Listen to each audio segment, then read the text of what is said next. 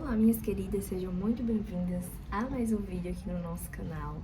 Estou muito feliz de poder estar aqui mais uma vez, compartilhando um momento de aprendizado, experiências.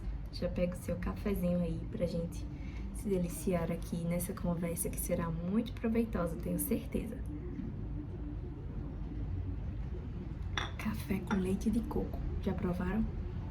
Uma delícia. Hoje nós iremos falar de um assunto que tem martelado muito no meu coração. Assim, todo dia assim, eu tenho me lembrado dessa palavra e é impossível não compartilhá-la aqui com vocês. Desde já sejam muito bem-vindas mais uma vez ao nosso canal. Que Deus continue abençoando a sua vida, seu lar. E vamos para o nosso papo de hoje. O Senhor tem colocado uma palavra no meu coração a respeito de ansiedade. E é muito engraçado que nos dias atuais a correria ela é praticamente inevitável, né? A gente olha, tá todo mundo correndo, muito acelerado, tá tudo muito rápido demais e a gente olha assim e vê as coisas, parece que ao invés de melhorar com essa velocidade toda, as coisas estão piorando, estão regredindo ainda mais porque a gente só ouve falar diversas notícias ruins acerca do mundo inteiro. E, na verdade, isso é cumprimento da palavra de Deus que precisa se cumprir ao pé da letra a respeito das coisas dos últimos tempos. E a Bíblia fala que nos últimos dias as coisas seriam mais difíceis ainda do que eram no passado. E eu fico olhando assim, fico perplexa com muitas coisas que acontecem ao redor do mundo, ao ponto de muitas vezes eu ter que me desvincular da internet, dar um tempo do Instagram, dar um tempo de YouTube, dar um tempo do celular por inteiro, da internet por completo, porque a nossa cabeça fica barulhenta, né? Nossos nervos ficam à flor da pele com as notícias que ocorrem diariamente, e se a gente fica, de certa forma, acompanhando tudo isso, o nosso coração ele não aguenta. E a gente precisa pensar, como a palavra de Deus diz, no que é bom, no que é honesto, no que é belo, no que é de boa fama. E tudo que é o contrário disso é aí onde está o erro. Tudo que é o contrário disso, a gente acaba pensando no pior das coisas, até porque a gente vive em um mundo caído e é impossível passar despercebido de certas coisas. Mas ainda assim, o Senhor ele nos convida a olhar para o que é belo, para o que é bom, para o que é honesto, para o que é de boa fama. Nisso pensai, diz a palavra de Deus. Então a gente precisa realmente premeditar, colocar o nosso coração intencionalmente na palavra de Deus e nas coisas que são boas, porque caso contrário, a gente vai ficar apenas nas notícias ruins que chegam para nós sem nem a gente querer. Essa é a verdade. As coisas chegam pra gente e a gente acaba engolindo e se alimentando daquelas coisas muito ruins que acontecem no nosso dia a dia, e se a gente não tiver cuidado, isso estraga o nosso coração. Eu gosto muito de uma analogia que eu sempre costumo pensar a respeito disso, que a nossa alma, ela se alimenta assim como o nosso corpo também se alimenta. E se a gente não tiver cuidado, assim como no nosso corpo, a gente pode se alimentar apenas do que causa mal, mesmo que isso pareça bom. É bom ao paladar, é bom para o nosso prazer, né? Porque a gente gosta de se alimentar com coisas prazerosas, mas não necessariamente vai fazer bem para o nosso corpo, ou seja, nutrir o nosso corpo. Da mesma forma é a nossa alma. Se a gente não tiver aquele cuidado especial, bem intencional, a gente acaba se alimentando daquilo que a gente gosta, que é prazeroso, ou que a gente está acostumado já a se alimentar, ou seja, né, isso que eu já falei para vocês anteriormente, notícias ruins que sempre rolam no feed, pessoas que vêm até nós e chegam para nós produzindo fofocas, que isso é algo natural, já se tornou natural, infelizmente, nos relacionamentos humanos. Porém, não é desse tipo de alimento que a nossa alma precisa. Na verdade, a nossa alma precisa realmente do alimento divino, o alimento espiritual que produz em nós vida e vida com abundância. porque senão a gente vai sucumbir, a gente vai se desesperar rapidamente e facilmente por coisas vãs. Sim, exatamente, coisas vãs. Ah, mas é fulano que é próximo a mim, que tá passando muito mal. Tá, a forma que você tem de ajudar é com oração e, claro, se você puder colocar a mão na massa de alguma forma para ajudar o fulano, você pode ir lá, você contribui na vida dele, você leva uma comida especial para o fulano que está precisando, você faz a sua parte, mas se deixar levar por essa notícia, não estou dizendo aqui que a gente não fica triste com as coisas que acontecem de muito perto ao nosso redor, não é isso que eu estou querendo dizer, afinal, nós não precisamos nos tornar insensíveis às coisas. Não é isso que eu quero dizer, mas o ponto é que se nos deixarmos levar por todas as más notícias que ocorrerem perto de nós ou longe de nós, a gente não vai aguentar esse fardo e a gente vai sucumbir. Por isso que precisamos estar sempre em oração, meditando na palavra de Deus, para que assim a nossa alma ela não se apegue. A questão é que as notícias vão vir, mas a gente não pode se apegar ao ponto de que nós é quem vamos dar jeito a certas situações. Jamais deixemos nos enganar por tal pensamento, porque nós não vamos dar jeito à situação de ninguém que esteja à nossa volta, até mesmo situações que ocorrem conosco. Às vezes Deus nos permite ser amassadas, ser lapidadas pelas próprias mãos do Senhor, com coisas que a gente não vai conseguir dar jeito. Mas aí é onde está. Deus ele vai se revelar para nós e vai nos mostrar a solução que vai vir dele muitas vezes. Não é nós quem vamos dar solução aos problemas alheios, mas isso não significa que não possamos ajudar com aquilo que nós podemos ajudar. Quer seja com uma palavra, quer seja com uma atitude, quer seja com uma oração, qualquer que sejam essas coisas, nós podemos fazer. Porém, se não está na nossa condição, nem na nossa capacidade de darmos jeito àquela situação, daquela pessoa, então nós não vamos levar um fardo maior do que aquele a qual nós podemos carregar.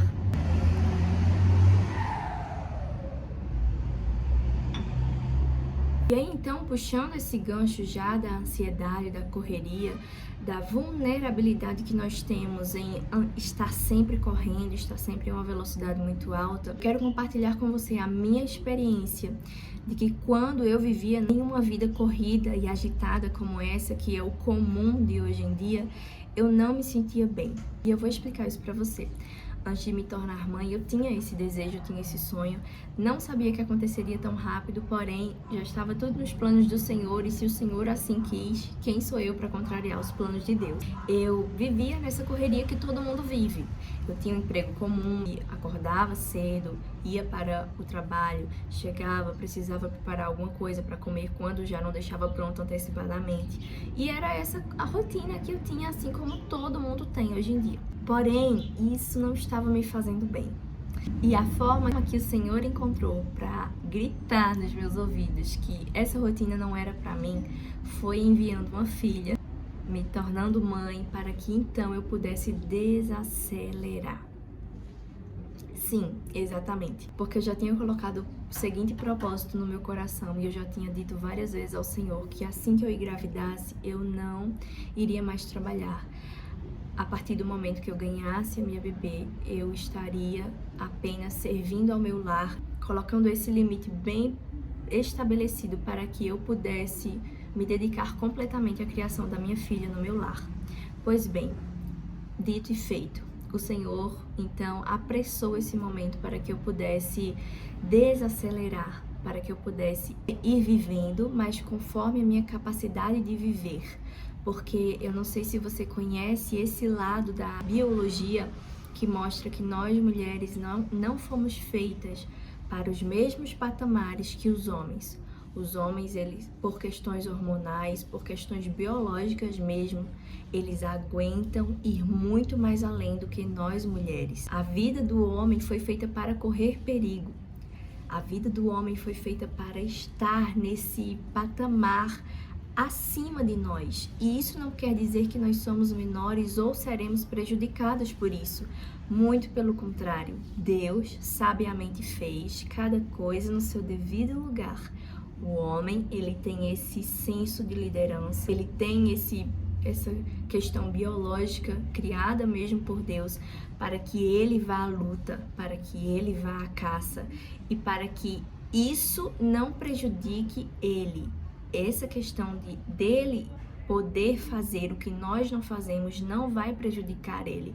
Mas quando o contrário acontece, quando nós mulheres desejamos ocupar o que é por direito do homem fazer, nós seremos prejudicadas. E era exatamente isso que estava acontecendo comigo. Eu amava meu trabalho, eu amava meu emprego, era na área exata que eu tinha me formado, porém não era aquilo que o Senhor tinha planejado para mim e eu não estava sabendo entender isso.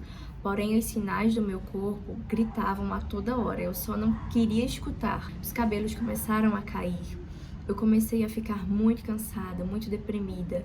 Eu comecei a ficar com o coração acelerado, porque a questão do meu emprego era uma questão muito peculiar, que eu tinha que mexer com finanças da empresa e aquilo me deixava angustiada de ter que estar sempre tudo certo, sempre tudo correto ali, com planilhas, com gastos, com cálculos, e eu precisava dar conta daquilo, e se faltasse algo, eu precisava dar conta do meu bolso. Então eu estava sempre em um estresse, onde o meu corpo ele não aguentou, e eu comecei a pedir socorro, mesmo que em silêncio, e mesmo que a minha mente não quisesse entender isso, eu precisei desacelerar.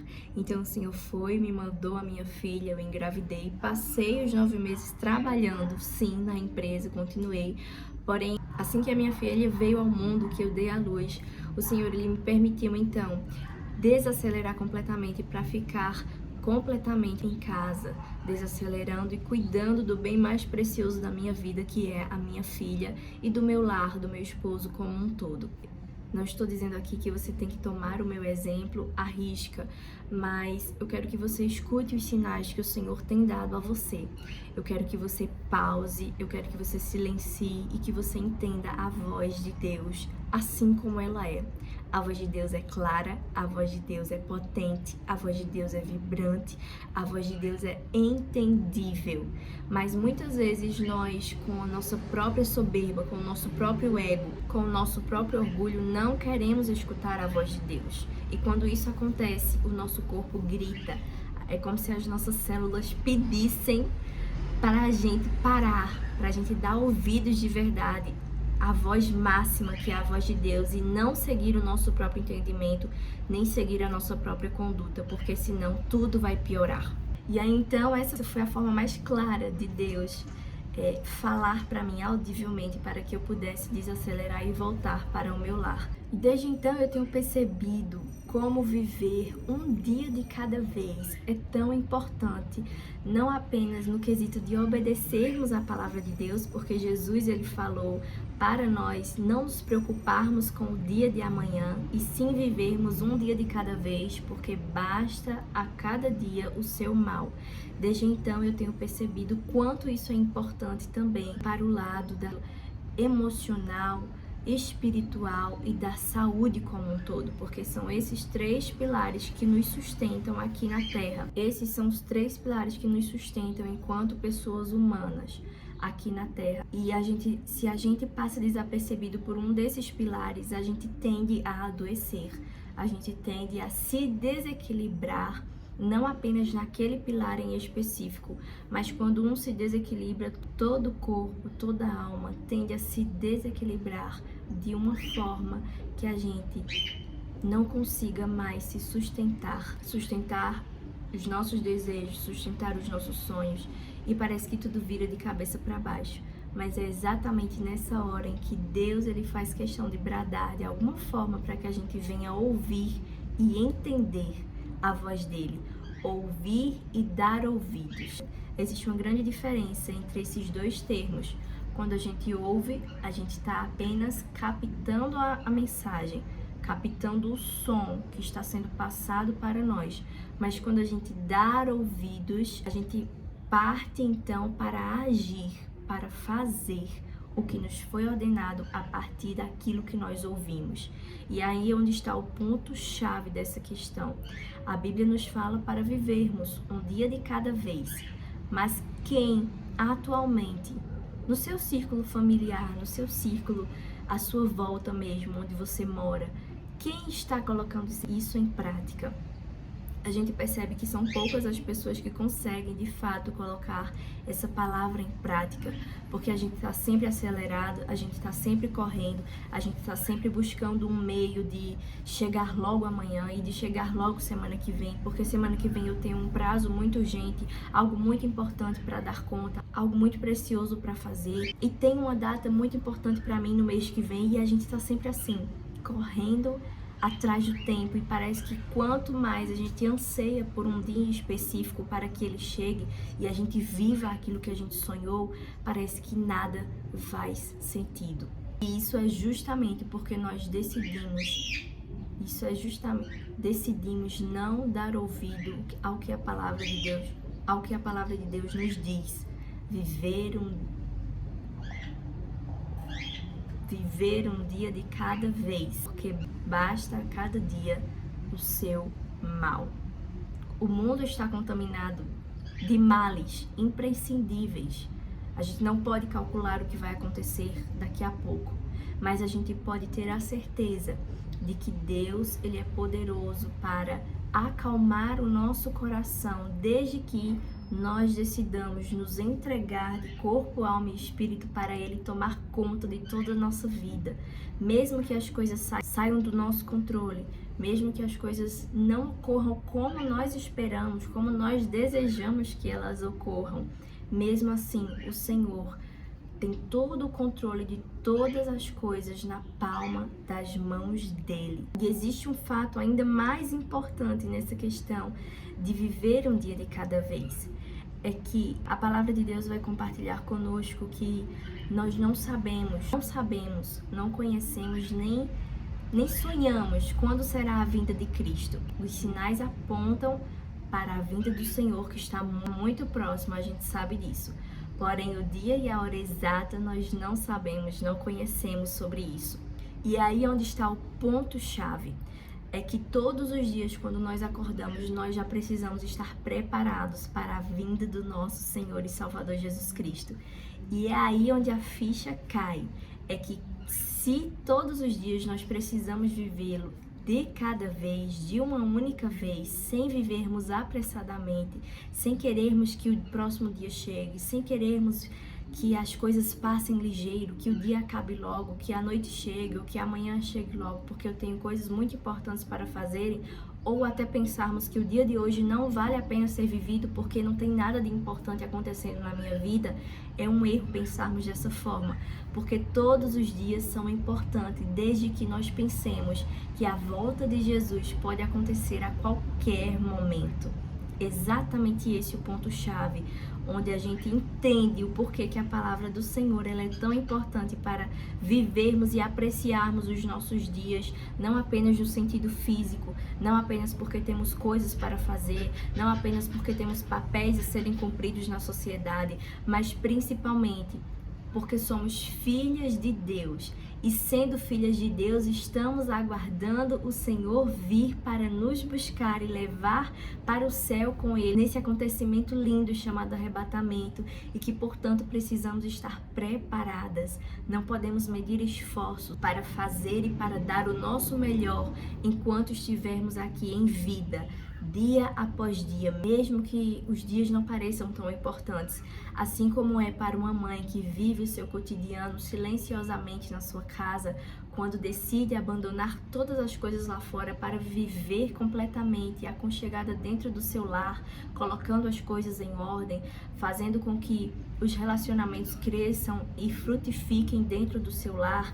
Ela não está fazendo isso em vão, mas é essa mãe que decidiu fazer isso, é a prova viva de que viver um dia após o outro dá resultados, porque ela vive um pouco mais tranquila do que os demais lá fora que estão sempre na correria. Ela tem demandas para cumprir dentro do seu lar, sim. Estar em casa não significa viver desorganizadamente. Não é isso que eu prego aqui, não é isso que eu falo, e vocês nunca me ouvirão falar que ficar em casa é você viver a vida tranquilamente como se não houvesse nada para fazer. Não, não viva desleixadamente, mas tenha ordem mesmo estando dentro do seu lar.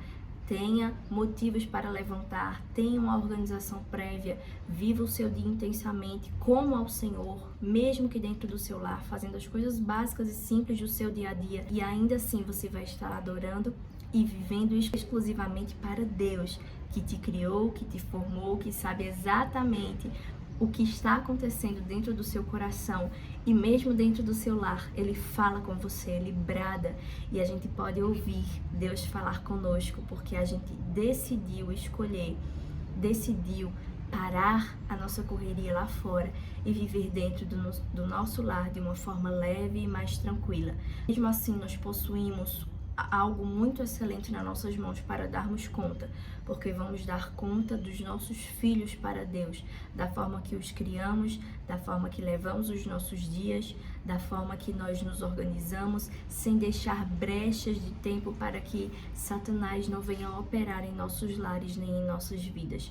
Estamos no lar, mas não somos ociosas. Estamos no lar, mas aproveitamos muito bem o nosso tempo para a glória de Deus, para que Deus seja glorificado em todos os detalhes do nosso dia a dia.